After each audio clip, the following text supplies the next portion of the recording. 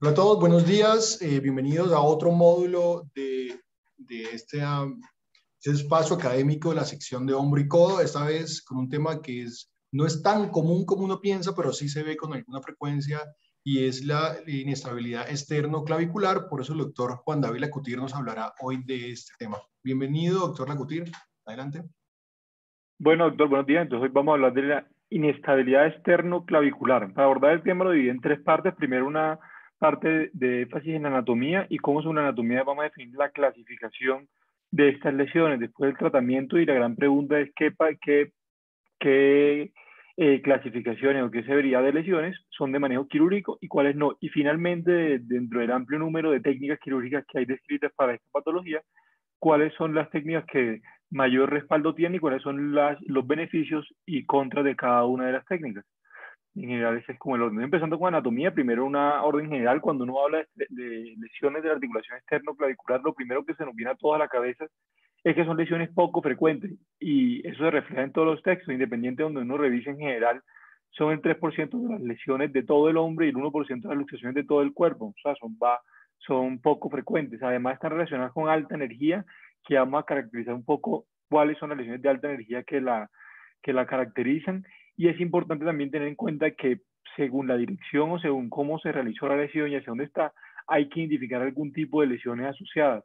Sin embargo, a pesar de que son lesiones de alta energía, que son poco frecuentes, hay un porcentaje que son lesiones no identificadas o que se pasan por alto. Entonces, ¿por qué se pasan estas lesiones por alto? Y lo más importante es qué hacerle a las lesiones atraumáticas de la articulación externo-clavicular.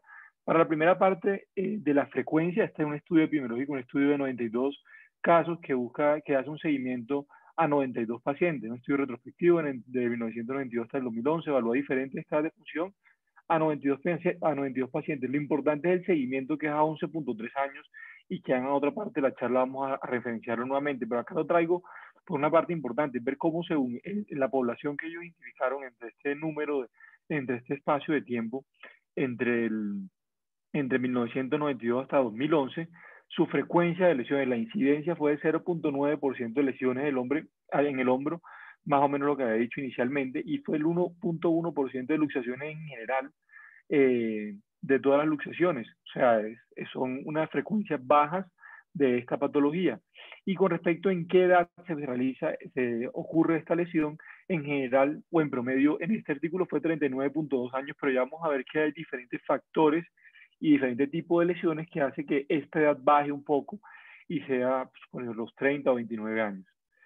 Y pensando por qué ocurren estas lesiones, este es el orden de frecuencia de mecanismos de trauma. La mayoría fue secundario a caídas o accidentes de tránsito. Sin embargo, es importante resaltar como las lesiones deportivas también es un alto número de estas lesiones. Y por eso ahorita que hablemos de la clasificación, y la persona que describió la primera clasificación estuvo muy en relación con actividad deportiva y trauma directo en fútbol americano, entre otros deportes. Lo que es claro es que está relacionado con alta energía como mecanismo del trauma, y llama la atención además que si se dan cuenta en esta distribución, que son pocos pacientes en general, como todos los estudios de articulación externo-clavicular, los que no tuvieron un antecedente agudo de trauma o no recuerdan ningún trauma reciente, tampoco un número despreciable. Frente al 29 pacientes que fue secundario a una caída, 13 pacientes no fueron secundarios a un trauma importante. Por eso también otra patología es la inestabilidad traumática de la articulación esternoclavicular, y por eso es importante saber cómo se desarrolla esa patología y qué le podemos ofrecer de tratamiento a estos pacientes específicamente, porque tampoco un número bajo. Entonces, en general, es alta energía, y tener en cuenta que hay un grupo de pacientes que no tienen ningún antecedente de trauma previamente. Con respecto a anatomía propiamente, entonces hay tres ligamentos importantes. Uno, los ligamentos esternoclaviculares, que se dividen anterior y posterior, siendo el ligamento posterior el de mayor resistencia en los estudios biomecánicos. Segundo, el ligamento costoclavicular, que es este que estoy resaltando acá, que también confiere una estabilidad, pero siendo el segundo, el más importante es el ligamento externo clavicular posterior, y además el ligamento interclavicular. Es importante ver si usted ve la distribución de la articulación. Esta es la parte medial de la clavícula, su articulación con el esternón.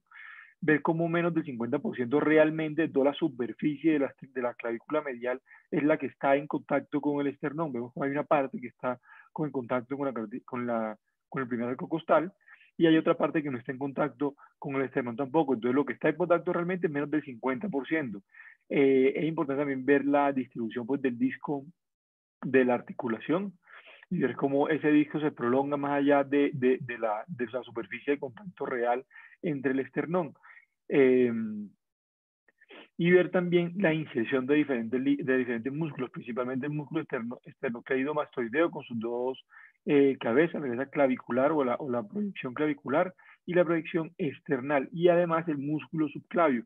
Estos músculos también es importante conocer la inserción y la distribución, porque pueden o podemos utilizarlo en alguna de las técnicas de reconstrucción de lesiones o inestabilidad de la articulación externoclavicular. Si uno ve desde la parte posterior la articulación, perdón, vemos como acá abajo de estos músculos sombreados está el ligamento externo clavicular posterior, que son los de mayor resistencia. Podría explicar por qué en parte, una de las explicaciones por qué en parte una de las menores distribuciones de luxación en dirección posterior es esta.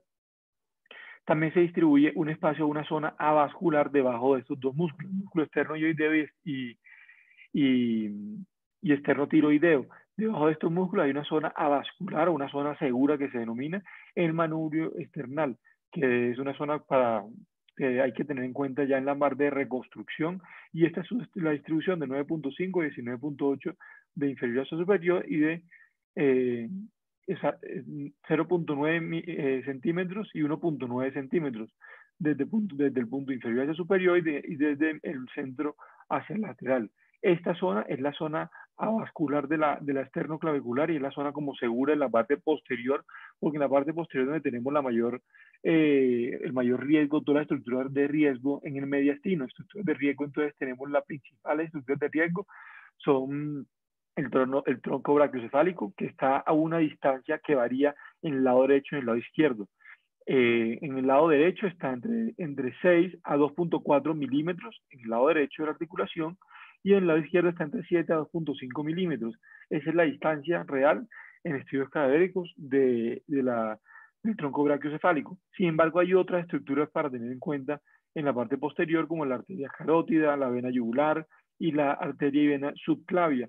Estas son las estructuras de mayor riesgo y que en la luxación posterior, si es la más frecuente que vamos a desarrollar, hay que tener en cuenta, hay que ver todas las lesiones o las posibles complicaciones que podría tener una luxación posterior de esternoclavicular, y también para tener en cuenta en la reparación y en la reconstrucción. Entonces, cuando hablamos ya de clasificación de este tipo de lesiones y cómo empezó todo este camino de la clasificación, la persona que inició esto fue Fred Allman Jr. Con este artículo, que también probablemente sea más conocido por la luxación acromioclavicular y una de sus primeras clasificaciones. Sin embargo, al final de este artículo publica una de las primeras clasificaciones de luxación externoclavicular. Como lo divide el doctor Allman es, primero, la grado 1 es un trauma leve en la parte lateral del hombro o en la parte anterior del hombro, y solo hay un dolor leve en la articulación externoclavicular. Y no hay deformidad. En la grado 2 ya hay una deformidad leve, hay un compromiso del ligamento externoclavicular, pero no de los costoclaviculares, como lo acaban de mostrar los dos ligamentos. Y en la grado 3 hay un compromiso de ambos ligamentos con una deformidad evidente, y hay dolor localizado. Esta es una foto del artículo original, y vemos como esta es una grado 3. En la grado 3 hay compromiso del ligamento costoclavicular y de los ligamentos externoclaviculares, con una marcada deformidad y pérdida de la relación. Entonces, la primera clasificación, que fue la propuesta por el doctor Allman en este momento, hacía referencia a deformidad y compromiso de ligamentos, y según eso propone un tratamiento. Este es como de los primeros algoritmos de manejo que yo encontré desde ese momento, como reportados. Este fue el seguimiento del de 10 años, que en 10 años encontró o trató 15 casos con esta distribución. Más frecuente es que fueran grado 2, y en general eran secundarios a accidente de tránsito, a actividad deportiva como fútbol y a caídas desde algún punto. O sea, desde el inicio, antes del artículo anterior que yo les mostré, ya tenía una relación muy parecida también a accidente, deporte y caídas. también referenciado por él en ese punto.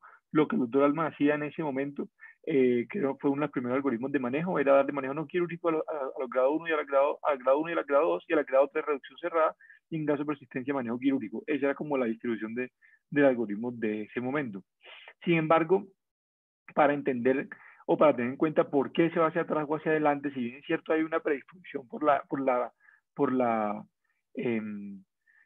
resistencia a los ligamentos esternoclaviculares, otra de los puntos a tener en cuenta es la relación del punto del acromion y la articulación esternoclavicular. Entonces, si recibimos un trauma directo desde la parte lateral en el hombro y el acromion está anterior a la articulación esternoclavicular, entonces recibimos el trauma desde el punto lateral, vamos a ver que la luxación va a ir hacia posterior. Entonces, esto es una luxación posterior y se ocurriría por la relación entre el acromion y la articulación esternoclavicular. Por el contrario, si el acromion está posterior a la articulación esternoclavicular y en ese momento se recibe el impacto, la luxación va a ser hacia la parte anterior de la articulación.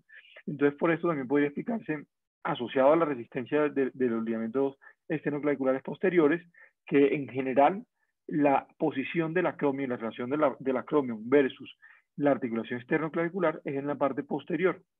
Entonces, podría explicar también una mayor distribución hacia la luxación anterior que hacia la luxación posterior.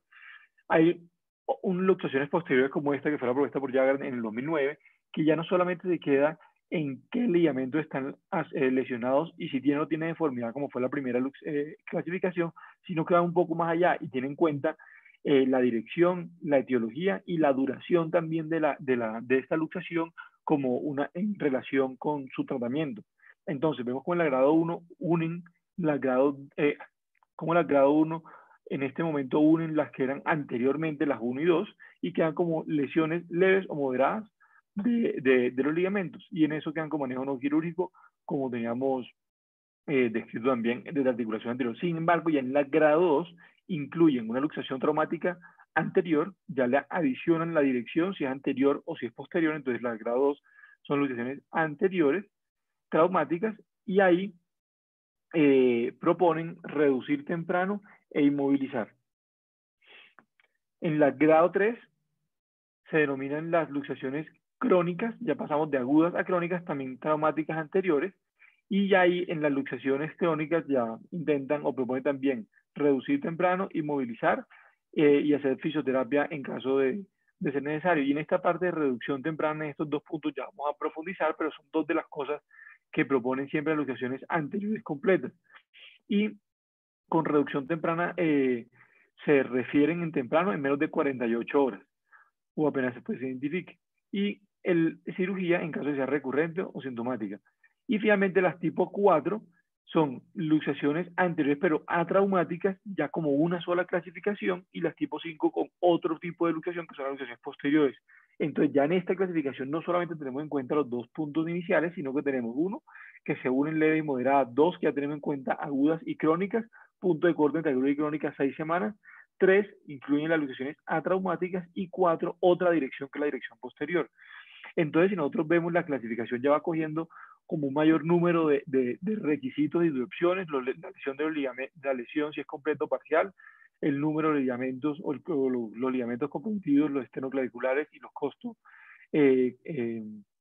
costoclaviculares, la dirección si es anterior y posterior, y ya vamos a ver cómo la luxación posterior tiene otra importancia. ¿Por qué tiene importancia? La etiología si es traumática o automática, siendo la luxación traumática tan poco frecuente como veíamos, de cómo se puede pensar, y la duración si es aguda y crónica.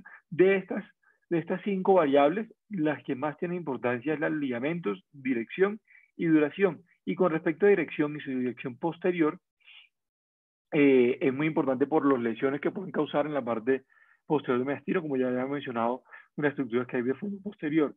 Cuando miramos los desenlaces de estas luxaciones con todas estas variables, un desenlace importante es la duración, si son agudas y son crónicas. Y porque como se tiene punto de corte 6 semanas, las luxaciones agudas versus crónicas vemos que tiene una diferencia en los desenlaces. Vemos como las luxaciones crónicas tienen desenlaces buenos y excelentes 73% versus 87%. Y tiene también un mayor número de desenlaces pobres, 27% versus 12% en este estudio, que es una revisión sistemática de 200, que incluye 250 luxaciones en el seguimiento. Y también está relacionado la dirección. En la parte de abajo, en los desenlaces funcionales, vemos con la luxación anterior versus la luxación posterior. En general, la posterior en esta revisión sistemática casi ninguna recibió manejo no quirúrgico, pero según el manejo que recibieron, vemos que tuvo una mayor desenlace funcional, la luxación posterior versus la anterior solamente con desenlace funcional abierto, con manejo abierto de esta lesión. Pero ¿por qué es importante la luxación posterior cuando cuando tiene una dirección hacia posterior? Entonces, cuando miramos diferentes estudios o cuando miramos la relación anatómica que les acabo de mostrar y la distancia desde 2.3 milímetros con el tronco brachiocefálico en la parte posterior, vemos como la luxación, digamos, este primer corte de una axial de una tomografía y se va hacia posterior, el contacto estrecho con las estructuras vasculares posteriores es muy cercano y el estructura cadavérico hasta 2.3 milímetros. Y cuando eso se extrapola a lesiones que tengan a solamente lesiones posteriores, tenemos que en general la pregunta si tiene algún tipo de lesión mediastinal. Un punto para tener en cuenta es no pensar que es una falsa luxación anterior porque se edematiza toda la cápsula y al tocarlo o al palparlo encontramos una deformidad o un edema de la cápsula y nos puede hacer pensar que es una luxación anterior cuando realmente es una luxación posterior de forma clínica. Siempre que se sospeche, uno debería realizar una valoración de los pulsos, una valoración neurológica y retorno venoso del miembro superior comprometido. Y es importante ver cuando se va hacia atrás, puede tener un tipo de sintomatología asociada y un tipo de lesiones asociadas también. Como sintomatología puede tener síntomas de disfagia, alteración en la respiración, de disnea, y también puede tener asociadas lesiones neurológicas del tronco brachiocefálico, de subclavia, de carótida. En general, cuando uno mira todas las lesiones, incluidas síntomas secundarias, una luxación posterior, en este estudio que incluye 60 pacientes solamente de luxaciones posteriores, encontraron el 30% de lesiones, o de lesiones y síntomas, que es alto, quiere decir 3 de 10 personas que tienen una lesión posterior tienen un tipo de síntomas de compresión posterior o lesión posterior en el mediastino. Y cuando miramos solamente los desenlaces de todos esta es una revisión sistemática del 2018 de Enlo, lo que hace mirar los desenlaces de las luxaciones posteriores, y lo que encuentra él es que no es 30%, sino cuando hace una revisión sistemática de todos los estudios que incluyen la luxación posterior, hasta el 65% tiene signos clínicos, síntomas o evidencia radiográfica de lesiones de compresión más de una estructura del mediastino. Entonces puede que no sea ni siquiera el 30%, sino cuando conozco toda la literatura publicada hasta el 2018, se sube hasta el 65%. O sea que es un número bien alto de lesiones posteriores. Y se distribuye, lo podemos como clasificar según el compromiso, principalmente a nivel de la circulación con las estructuras que ya mencioné, pero también puede haber compromiso a nivel de la vía aérea, de la ventilación secundaria del trauma, neurológico y lesiones asociadas al manguito rotador. Pero ¿cómo identificar este tipo de lesiones? Y aquí en la parte de cómo identificar, vamos a meter cómo identificar en general las luxaciones externoclaviculares y énfasis también en la parte de luxaciones posteriores. Entonces, cuando miramos de cómo identificarla, hay 4 proyecciones para tener en cuenta. Esta es la primera, la de Serendipity o de Rockwood, que el paciente es de cúbito supino con una inclinación de 40 grados del rayo del rayo, centrado en el esternón, el rayo. Se deben visualizar ambas clavículas en la proyección, y la penetrancia del rayo es como si fuera una radiografía de tórax. Un tip es comparar las clavículas de un lado versus el otro, y nos puede ayudar con esta inclinación ver si la dirección de la luxación es hacia superior o hacia su inferior. Cuando es hacia superior es una luxación anterior, y cuando es hacia inferior es una luxación posterior. Entonces esta es una radiografía normal que vemos como uno aquí puede comparar ambas articulaciones externo-claviculares, comparamos la del lado derecho y la del lado izquierdo, y como cuando miramos desde el punto de vista antero-posterior podemos ver que vemos una distribución hacia superior cuando se compara con la del otro lado, haciendo referencia a la luxación anterior. Sin embargo, puede ocurrir que cuando se compare con el otro lado veamos que hay una distribución hacia inferior, y cuando es hacia inferior nos debe hacer pensar en una luxación posterior. Hay otras proyecciones, estas son las proyecciones que van de antero-posterior, pero son proyecciones oblicuas. Entonces, en la de este lado, en la de la parte izquierda de la pantalla, estamos viendo la articulación esternoclavicular derecha y vemos cómo con la proyección oblicua podemos ver la articulación completamente, tanto el extremo medial de la clavícula como el esternón. Y la que está en la imagen de la derecha de la pantalla, vemos como acá vemos la articulación del lado izquierdo, vemos completamente la parte medial de la clavícula y su congruencia con el esternón. Sin embargo, hay otras proyecciones que han intentado mirar directamente la proyección hacia anterior hacia posterior. Entonces voy a mencionar dos proyecciones. Esta que es la proyección de Hobbs, que fue escrita en 1968. Esta es la foto exacta del artículo. Y para tomar esta proyección hay que tener en cuenta diferentes puntos precisamente. Entonces, uno es que el esternón esté perpendicular al receptor, que esté totalmente a 90 grados. Si aquí está el rayo, aquí está el cassette y aquí está perpendicular al esternón entre el rayo y el cassette. Lo segundo es ver cómo el cassette se pone o se proyecta hacia la parte inferior de las costillas, como presionando el epigastrio. De esa forma se asegura que todo el esternón quede adentro del rayo, y además intentando como empujar la cabeza hacia la parte anterior para que el rayo entre completamente y no tenga mayor sobreposición de imágenes, que es el verdadero reto de estas proyecciones, evitar la mayor cantidad de sobreposición de imágenes para ver la articulación externoclavicular, por todas las estructuras que tiene en la parte posterior también se sobreponen todos los arcos costales, todas las columnas y todas las demás estructuras. Y además, al hacer la proyección hacia anterior de la cabeza y el cassette hacia la parte inferior del epigastrio, que quede paralelo la parte de la región cervical con el cassette. Entonces tenemos 90 grados paralelo a la parte de la región cervical con cassette, proyección anterior de la cabeza y que el cassette quede por debajo del epigastrio bien posicionado. Entonces así se vería la proyección de Hobbs o la proyección axial. Vemos acá la articulación externoclavicular, que es similar en ambas proyecciones. Y vemos como acá veríamos la articulación externoclavicular con la irrupción y la articulación anterior de esta articulación, siendo este el extremo medial de la clavícula. Entonces, esta es la proyección de Hobbs o la proyección axial. Mismo año, Heinicke describe la proyección lateral, que es simplemente poner en una lateral de la esternoclavicular. Esto es importante ver la proyección y la posición del paciente para no sobreponer imágenes, como uno de los retos. Se ponen las manos atrás de la espalda y se hace como sacar pecho. Se saca uno pecho, se pone, pues el rayo va a entrar de lateral de la espalda hacia el cassette de este lado, se saca pecho, se saca tórax, y aquí sale toda la articulación esternoclavicular. En este caso, la proyección o el rayo se centra en el punto medio entre el cifoides y el esternón, y en ese punto se toma la radiografía para poder comparar. Esto también nos haría referencia a una luxación anterior o posterior, que sería como el complementario y la proyección de Hobbs.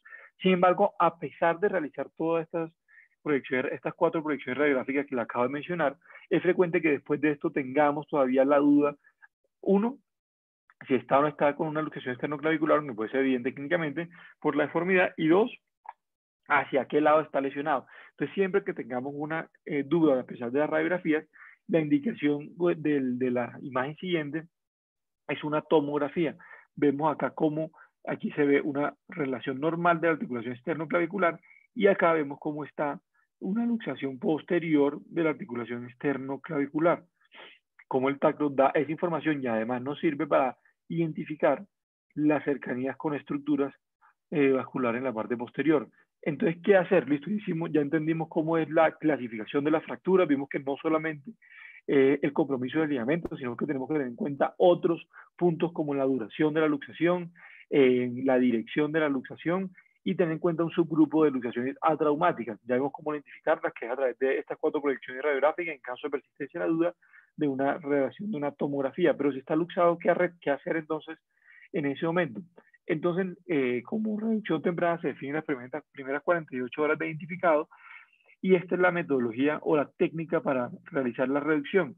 Se pone una bolsa o algún elemento para subir como el lado que esté luxado en la parte posterior. Aquí detrás de la espalda se realiza después abducción de 90 grados. Después que se realiza la abducción de 90 grados, se realiza extensión del miembro superior, y en ese punto se realiza cuando una luxación anterior, se realiza contrapulso o contraparte o contrafuerte o fuerza para corregir la deformidad en la parte anterior de la clavícula. Entonces se realiza abducción de 90 grados, extensión del brazo y se realiza la presión a ese nivel. Sin embargo, está descrito y es realizar las maniobras de reducción en la luxación posterior de igual forma con pinzas de campo estériles ya bajo anestesia. Aquí lo que hacen es que le pone una sábana para hacer la resistencia contralateral, se realiza la tracción en 90 grados de abducción y se realiza extensión del miembro superior, y aquí se realizaría la contrapresión a nivel del esternoclavicular, que en este caso sería la derecha afectada. En caso de que sea una luxación posterior, la forma de reducirla es con una pinza de puntas hacia anterior. Pero entonces hasta este punto, ¿a quiénes pasaríamos a hacer de cirugía después de un intento de reducción cerrada de la luxación? Que es la siguiente fase como de la charla. Entonces, para revisar esto, yo creo que hay 3 artículos importantes que uno debe revisar. El primero es el artículo inicial que les mostré, que solamente lo enfoqué en la parte de incidencia y frecuencia de estas lesiones, un artículo publicado por un grupo de Austria hace un par de años, y que la principal ventaja es el seguimiento. El segundo es una revisión sistemática de 251 luxaciones, que les mencioné en algún punto, de la doctora Erika Glass, que también muestra importancia por el desenlace de las diferentes opciones de manejo quirúrgico. Y finalmente el tercer artículo es ver qué pasa con los manejos no quirúrgicos en las lesiones atraumáticas. Entonces vamos a revisar estos 3 artículos. El primero, que es la serie de casos que le mostré de 92 pacientes, que ya les había mencionado esta parte, que es un seguimiento a 11.3 años y unos verdaderos beneficios que tiene.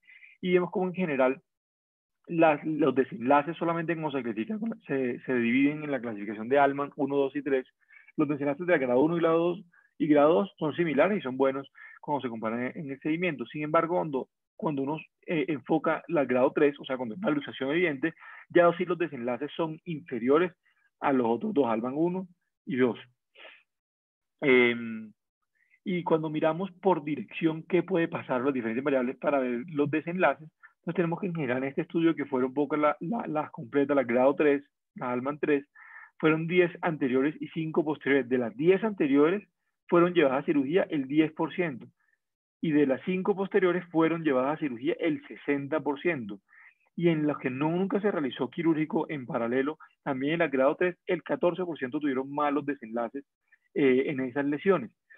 Cabe destacar que en estas lesiones se llevaron a reducción cerrada todas las que eran grado 3, y en esa reducción cerrada los que persistían después, luxados después de una reducción cerrada, fueron los que se llevaron a cirugía. En estos porcentajes, o sea, es menos frecuente que termine en cirugía una luxación anterior, grado 3, versus una luxación posterior, que hasta el 60% puede terminar en cirugía. Y aunque no se lleve cirugía, no quiere decir que tenemos buenos desenlaces, porque hasta el 14% tienen malos desenlaces en manejo no quirúrgico.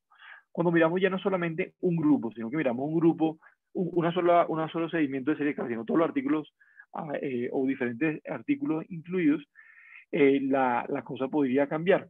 Acá incluimos diferentes grupos. Entonces están luxaciones en esta revisión sistemática, incluyó 24 estudios, 254 pacientes, y vemos estos diferentes grupos. Luxaciones anteroposteriores fueron 8 estudios, solo anteriores 6, posteriores 10, estudios que solamente hicieron seguimiento de manejo no quirúrgico 1 y cirugía 6. En general, cuando uno mezcla todo en una sola bolsa, el 20% tuvo un pobre desenlace, que es equivalente al 14% de manejo no quirúrgico de las lesiones que le mostraba previamente en un seguimiento a 45 meses. Y el 80% en general tuvieron un buen desenlace. Pero como cuando desglosamos cómo le va o en qué porcentaje se distribuyen estos grupos, solamente en luxaciones anteriores no cirugía, 44%, reducción cerrada 21%, y que fueran llevados a fijación 38%. Y en luxación posterior, 0% se fueron a no cirugía, o sea, todas fueron a cirugía, y de esas todas que fueron a cirugía, el 49% terminó siendo en reducción abierta, y en reducción cerrada 70%. ¿Cuántas fallan en la reducción inicial? 20% fallan en reducción inicial y 4% fallan en reducción inicial en la anterior. O sea, es más probable que falle una reducción cerrada en una reducción posterior que en una reducción anterior. Y en general, cuando se comparan los desenlaces de reducciones anteriores versus posteriores, tienen mejores desenlaces en reducción cerrada, en reducción abierta después de una reducción cerrada, y en reducción abierta de entrada, en la reducción posterior, que solamente la anterior. Como conclusión de este estudio tenemos pues que la luxación anterior versus posterior cambian los desenlaces, que son los que les acabo de mostrar, muestran el número de 30% de lesiones asociadas de síntomas asociados a la luxación posterior, que era lo que les mostraba. Cuando se realiza la fijación interna, cuando hay que realizar la reducción abierta y fijación interna no cambia, cuando hay una falla de reducción inicial y cuando hay una reducción inicial cuando no hay una reducción inicial. Si uno lo lleva, no le realiza una reducción inicial, pero si uno lleva y realiza la reducción inicial, no hay diferencia. Y cuando es aguda versus crónica, sí hay diferencia. Es mejor siempre hacer un agudo versus hacer un crónico con los desenlaces de satisfacción. Y finalmente, ¿qué pasa con las lesiones atraumáticas? Ya no las diferencias que le acabo de mostrar, sino cuando ya no hay lesiones entre estas dos, cuando el origen es atraumático. Entonces, este es un estudio del 2019 publicado en el Journal of Code que lo que hace es seguir de forma retrospectiva pacientes en 2011 y 2016. Nuevamente son pocos pacientes porque por la frecuencia de la patología incluyen 23 pacientes, pero lo que buscan en este estudio, lo que intentan dar es, uno, en qué arcos de movilidad se subluxa las escalas de funcionalidad y cuál es la severidad en el seguimiento. Entonces, en general, se subluxa más en abducción pura que en elevación. Es más frecuente que se luxa más temprano a menor grado de abducción que mayor grado de elevación. Y cuando hacen el seguimiento, la mejoría subjetiva, que cuando se pregunta al paciente cuánto mejoró con respecto al año anterior, el 27% por año, se va disminuyendo en la frecuencia y la severidad de las lesiones va a mejorar. Sin embargo, en el seguimiento de este estudio, todos persistían con inestabilidad del seguimiento, van a seguir con toda la inestabilidad, pero va a mejorar, va a disminuir la frecuencia y la severidad de las lesiones. Y eso se extrapola en los desenlaces funcionales de las luxaciones. Entonces, las luxaciones atraumáticas de la esternoclavicular, se puede decir al paciente que va a persistir la inestabilidad, pero va a mejorar la frecuencia y la severidad y que con el tiempo va a estar mejor. Y que es más frecuente que se luxe en abducción que en elevación. Después de esto, ver qué pasa cuando no, con los desenlaces de no cirugía principalmente, uno tiene que elegir realmente a quiénes va a hacer cirugía y a quiénes no de forma como más objetiva, porque vemos que sin embargo los que no van a cirugía también tienen buenos desenlaces y se equiparan el 14 versus el 20%. Entonces aquí va a ser una revisión rápida de los algoritmos de manejo de diferentes autores. Este es uno de los primeros, que es del 67 de Altman, que ya lo ha demostrado, que simplemente la grado 1 y la grado 2 no se les hace nada, se les hace seguimiento, terapia física, inmovilización hasta 3 semanas, pero la grado 3 siempre se le intenta una reducción cerrada, y si la reducción cerrada no es exitosa, ahí sí se lleva a fijación abierta.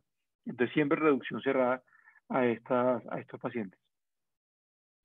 Cuando uno mira el artículo de Jagger del 2009, cuando ya tienen en cuenta diferentes variables como el grupo atraumático y la luxación posterior, aquí podemos ver otros dos subgrupos. Entonces queda con el grado 1 y 2, igual que Altman no le hace nada, al grado 3 le hace una reducción temprana y la inmoviliza. En caso de no se pueda, se lleva a fijación, de acuerdo con lo que había dicho, con lo que había mencionado en el artículo anterior, o en el algoritmo anterior. Y el grado 4, como son crónicas anteriores a traumáticas, sugieren no operarla porque igual van a mejorar, demostrando al paciente que igual va a persistir la inestabilidad, pero con el desenlace de mejoría en el seguimiento de severidad y número de luxaciones va a mejorar. Y no hay estudios que yo haya encontrado que comparen luxación traumática esternoclavicular, cirugía versus no cirugía de forma directa. Y finalmente la luxación posterior, también al igual que las grado 3 anteriores, es operar en caso de que la reducción no sea posible.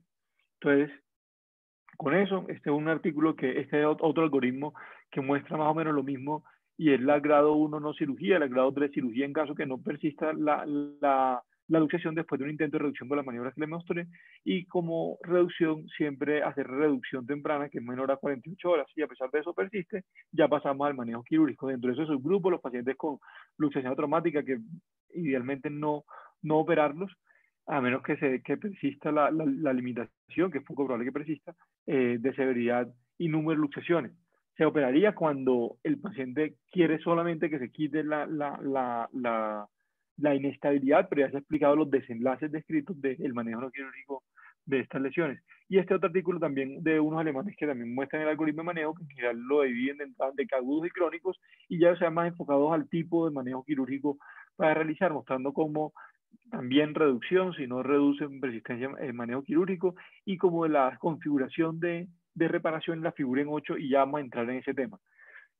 Entonces, hasta acá tenemos la clasificación, ver cómo se hace toda la distribución de la clasificación con las tres variables más importantes que le mencioné, el manejo quirúrgico y cómo llegamos a la decisión de manejo quirúrgico, como les acabo de mostrar con los algoritmos, y finalmente cuáles son los desenlaces de cirugía.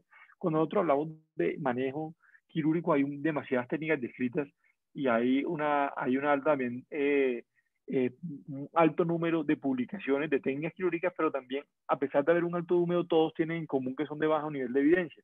Cuando miramos esto, tenemos técnicas de injertos, de auto o injertos que se pueden fijar por medio de anclajes o se pueden fijar por medio de tornillos de interferencia, con transposición de porciones del esternocleido mastoideo de la porción clavicular, con alteraciones o proyecciones, transferencias del músculo subclavio por medio de tonizaciones solamente como reconstrucción del ligamento costoclavicular y además utilizando solamente autoinjertos como el tendón de Gracie, el tendinoso o el palmaris longo, poniéndolo en diferentes configuraciones.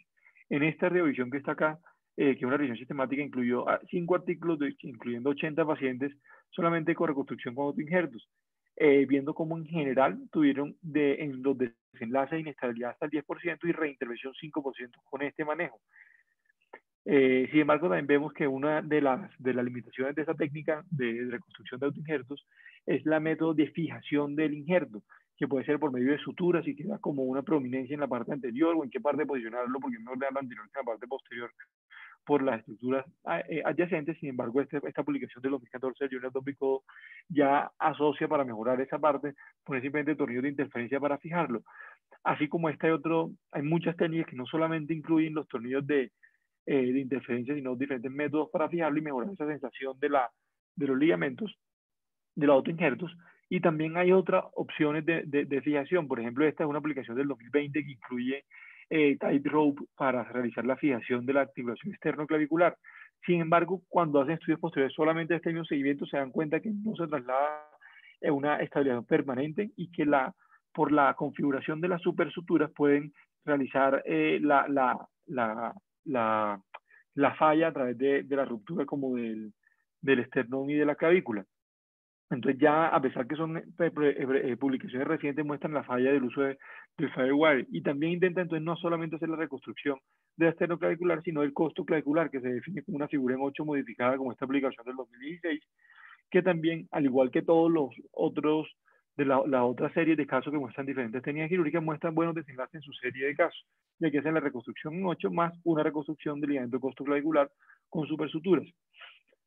Y también hay mezcla de los dos. Esta es una publicación del año pasado que ya no solamente hace la reconstrucción con autoinjerto, sino que le pone autoinjerto más supersutura y hace la reconstrucción. En esta forma ya no hace una forma de 8 ni una forma de 8 modificada, sino simplemente un loop, un cerclaje solo con un túnel entre la clavícula y el esternón.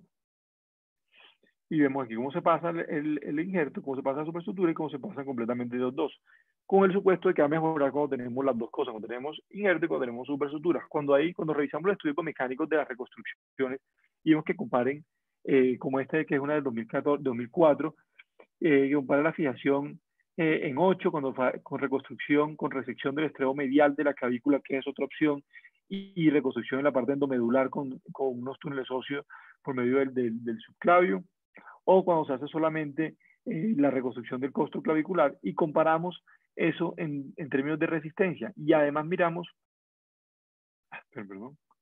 comparamos eso en términos de resistencia, encontramos que hay una mayor rigidez y una mayor resistencia a la falla cuando se hace el autoinjerto en figura de 8, y eso es reproducirlo en diferentes estudios biomecánicos, pero este es uno de los más representativos. Entonces, endomedular versus figura en 8 versus solo subclavio y costoclavicular, el mejor en resistencia es figura en 8.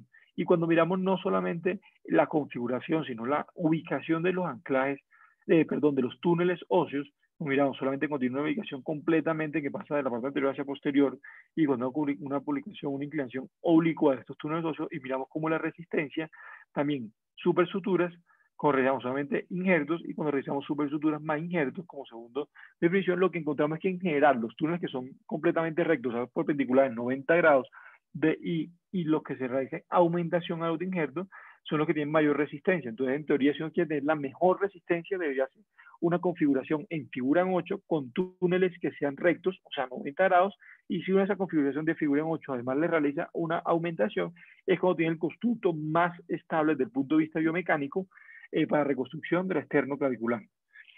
Sin embargo, todo lo que le he mostrado hasta ahora, que son realmente estudios de bajo nivel de evidencia. Si realizamos la búsqueda en la literatura, encontramos como 929 estudios, que podemos incluir como 321 que incluyen realmente a técnicas de reconstrucción divididas de esta forma, pero vean como la gran mayoría son reportes o series de casos. Entonces tenemos un bajo nivel de evidencia de todas las técnicas que le he hablado hasta este momento, un nivel de evidencia 4 de todo. Y esto es una revisión sistemática. Este es los últimos 2 artículos que les voy a mostrar, que son como los artículos recientes que le he desarrollado a través de la charla.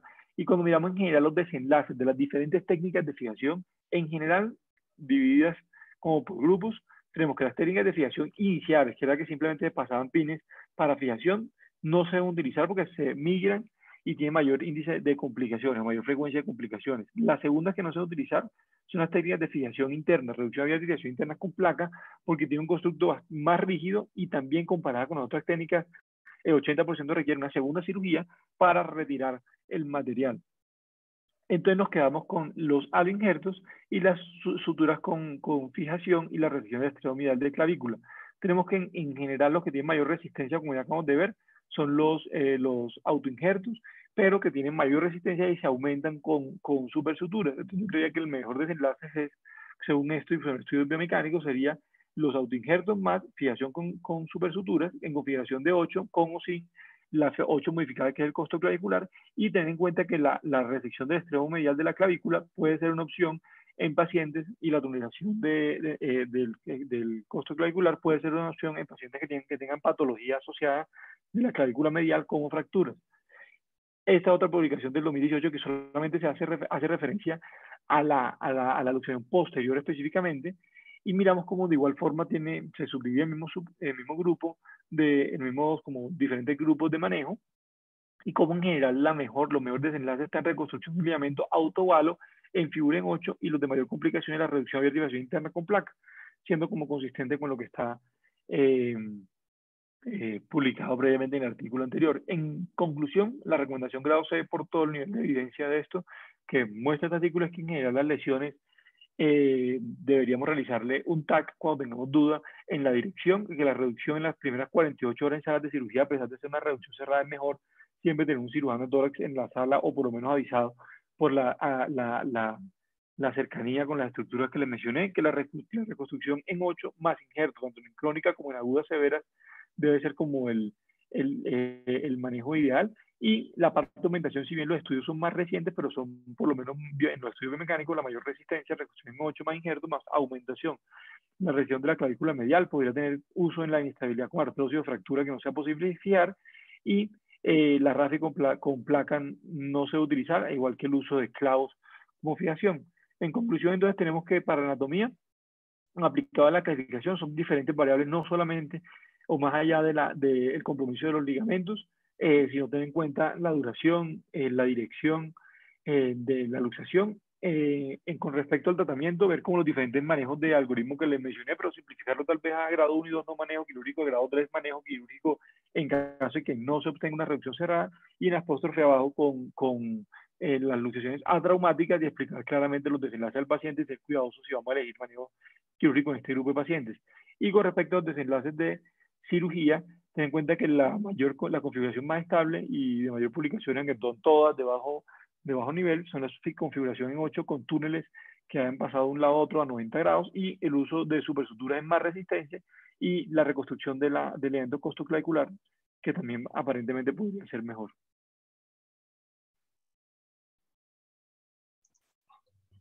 Está con muy buena revisión. Pues con usted siempre decimos lo mismo, pero esta vez sí. O sea, muy buena revisión, porque si se dan cuenta no hay muchos artículos, hay otros temas que hay mucha literatura sobre esto, no hay tanto, pero usted resumió muy bien lo que uno quiere saber sobre ese tema.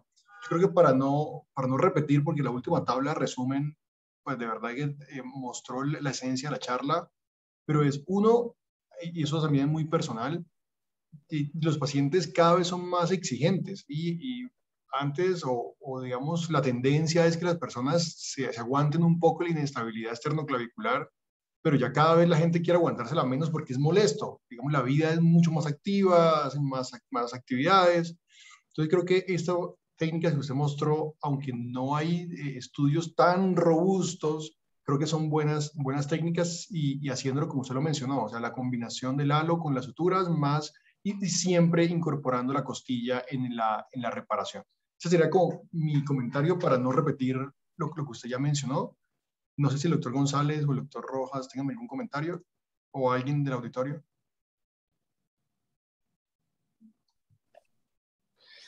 Guido, no, más que un comentario, es una pregunta en relación con la reducción cerrada. Es verdad que la recomendación general es que en lesiones agudas, anteriores o posteriores, traumáticas, obviamente, uno debe reducirlo cerrado. Pero a la hora de la verdad, pues eso, si yo me pongo a pensar cuántas reducciones cerradas he hecho yo en salas de cirugía de una luxación esternoclavicular, eso es bien poco común. Además que no es totalmente estable. Usualmente, pues puede quedar estable, pero no necesariamente, ¿no? Precisamente por la forma inestable intrínseca de la articulación. Yo no sé si Jorge, allá en Hopkins o en la Mayo, vio eso, que los pacientes se llevan a salas de cirugía, se reducen con una pinza de campo, con anestesia general, se prueba la estabilidad. Esa es una práctica, no sé si Jorge tenga la respuesta.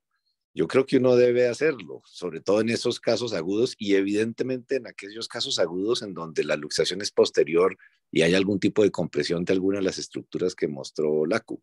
Ahí no hay duda.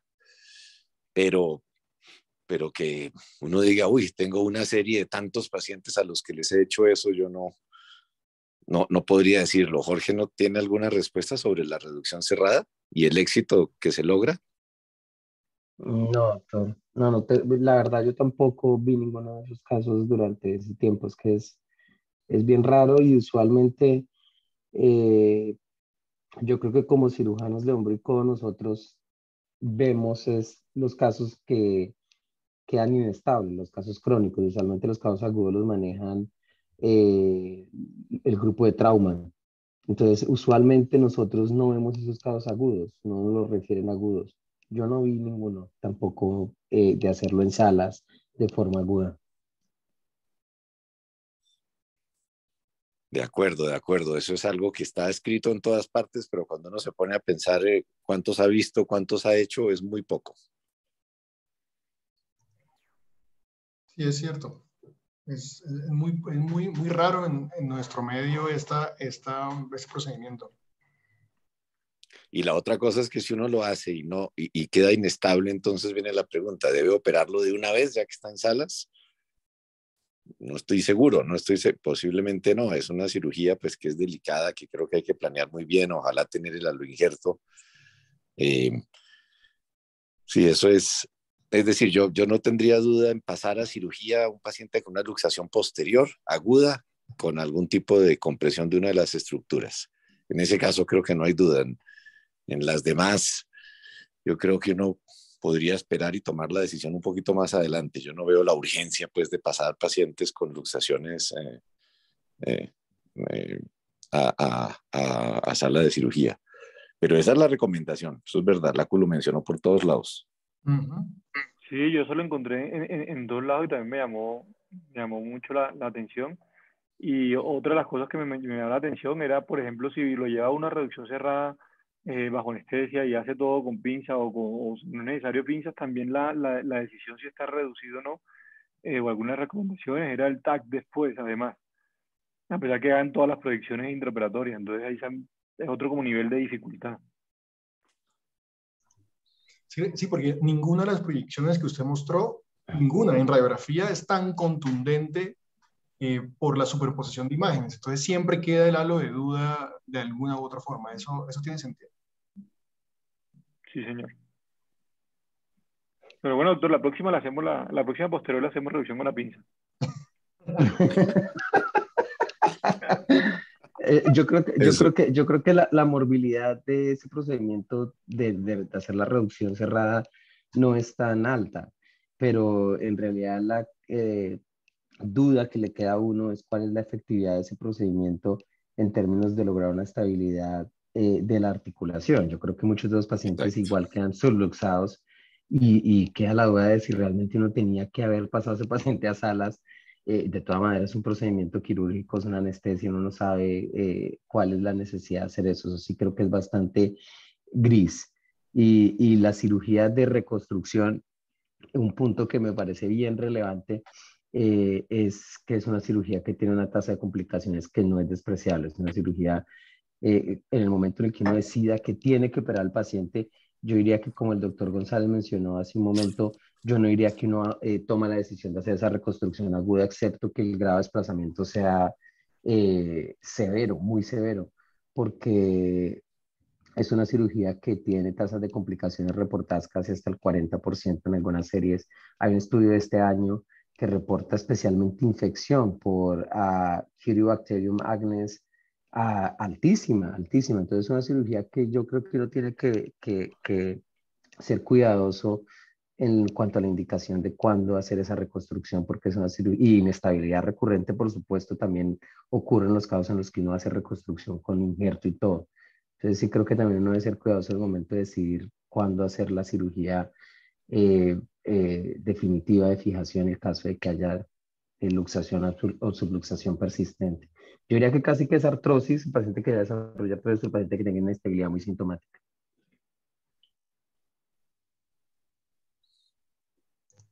Sí, pero pilas, pilas acá porque eso es lo que pensamos, pero lo que el ACO nos mostró es la evidencia, o sea, la mejor evidencia, digamos, ¿sí? Y aún con eso, aún no siendo tan buena, pues es lo que hay y valida lo de la reducción cerrada. Entonces, creo que hay que darle también, pues, el crédito a eso de que sí funciona, pienso yo. Sí, no, yo estoy hablando de la de hacer de la de la decisión de cirugía. tomar de las técnicas de reconstrucción, ya de uno decidir, digamos, si tú haces la reducción cerrada y dices, uy, me parece que quedó un poco subluxada, de una vez voy a hacer la reconstrucción. O sea, es de cuándo hacer reconstrucción, ya de cuándo hacer fijación, mejor dicho, Sí, sea exacto. con lo que sea con una placa, sea con injerto, sea con lo que sea. De acuerdo. Bueno, muchas gracias a todos. Nos vemos en 8 días con una nueva conferencia que va a ser sobre medicina deportiva a cargo de la doctora Carolina Cardona. Nos vemos. Que estén bien. Chao. Chao, doctor. Chao, Listo, chao. gracias, Hasta gracias, luego, gracias. muchachos. Gracias. Chao.